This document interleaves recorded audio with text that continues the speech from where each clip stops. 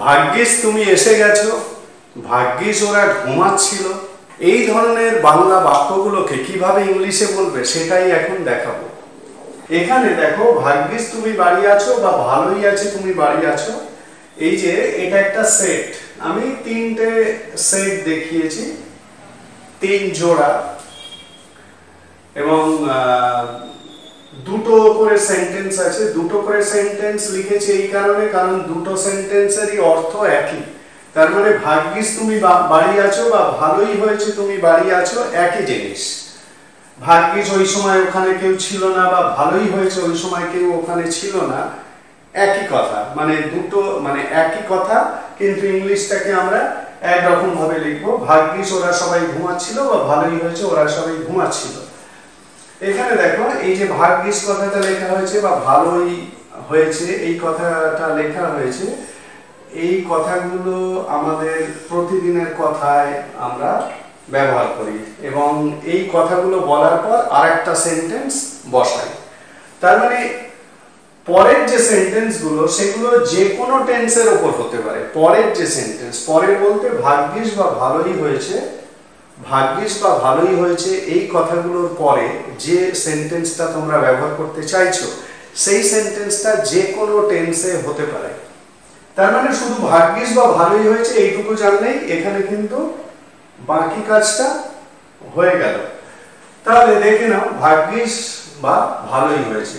এই ভাগ্যিস বা ভালোই হয়েছে এটাকে আমরা কি লিখবো? Thankfully. Thankfully,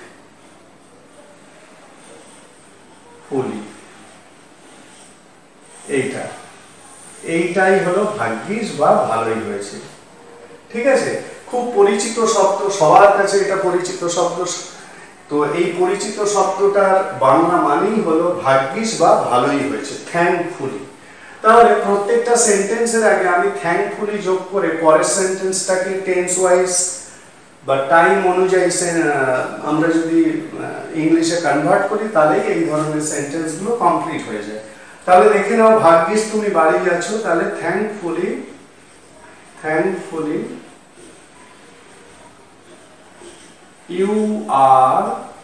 you are at home।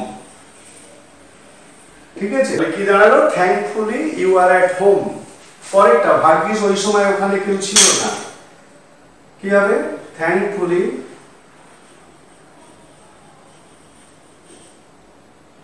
no one, টেন্সের নিয়ম অনুযায়ী করা হচ্ছে, কেউ নয়, no one was ওখানে, there no one was there ওই সময়, at that time। ঠিক আছে, no one was there at that time, thankfully no one was there at that time। ঠিক আছে, ভাগ্যিস বা ভালোই হয়েছে ওই সময় ওখানে কেউ ছিল না। পরেরটা, ভাগ্যিস ওরা সবাই ঘুমাচ্ছিল, একইভাবে thankfully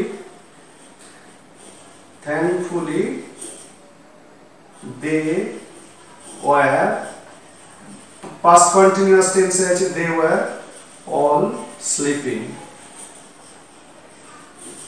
ঠিক আছে, ভাগ্যিস ওরা ঘুমাচ্ছিল বা ভালোই হয়েছে ওরা সবাই ঘুমাচ্ছিল, thankfully they were all sleeping। তাহলে বুঝতে পারলে এই ধরনের সেন্টেন্সগুলোকে কিভাবে ইংলিশে বলতে হয়। শুধুমাত্র ভাগ্যিস বা ভালোই হয়েছে এই বাংলা কথাটার জন্য তোমাদেরকে থ্যাঙ্কফুলি ব্যবহার করতে হবে এবং পরের যে সেন্টেন্সটা তোমরা বলতে চাইছো সেটাকে টেন্স ওয়াইজ তোমরা ইংলিশে বলবে। তাহলে এই ধরনের সেন্টেন্সগুলোকে কিন্তু এইভাবে বলতে হবে।